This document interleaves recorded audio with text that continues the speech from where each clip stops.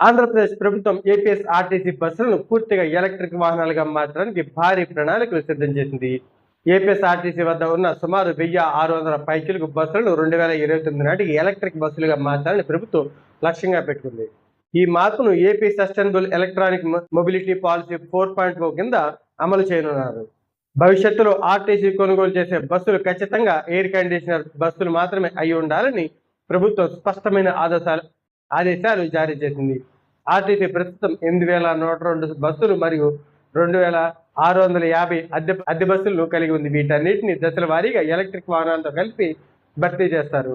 కేంద్ర ప్రభుత్వానికి చెందిన పిఎం బస్ సేవ పథకం ద్వారా సుమారు 1050 ఎలక్ట్రిక్ బస్సులను రాష్ట్రానికి మంజూరు చేయించారు. దీనికి అదనంగా ఛార్జింగ్ మౌలిక సదుపాయాల కల్పన కోసం కేంద్రం నుండి 145.3 కోట్ల నిధులను ఆమోదం దొరికింది. గాజువాక, సింహపురి, కాకినాడ, రాజమండ్రి, విజయవాడ, గుంటూరు, నెల్లూరు, కడప, కర్నూలు మరియు అనంతపురం వంటి ప్రధాన డిపోలలో ఛార్జింగ్ మరియు నిర్వహణ సదుపాయాలను వేగంగా ఏర్పాటు చేస్తున్నారు.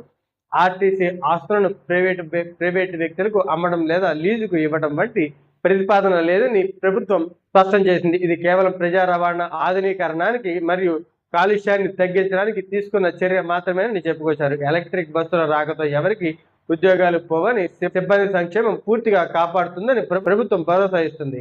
ఈ నిర్ణయం ద్వారా కాలుష్యాన్ని తగ్గించడంతో పాటు రవాణా వ్యవస్థను మరింత ఆధునీకరణ మరియు ప్రయాణికులకు మెరుగైన సౌకర్యాన్ని కల్పించడమే ప్రధాన ఉద్దేశమని ప్రభుత్వం చెప్పుకొచ్చింది.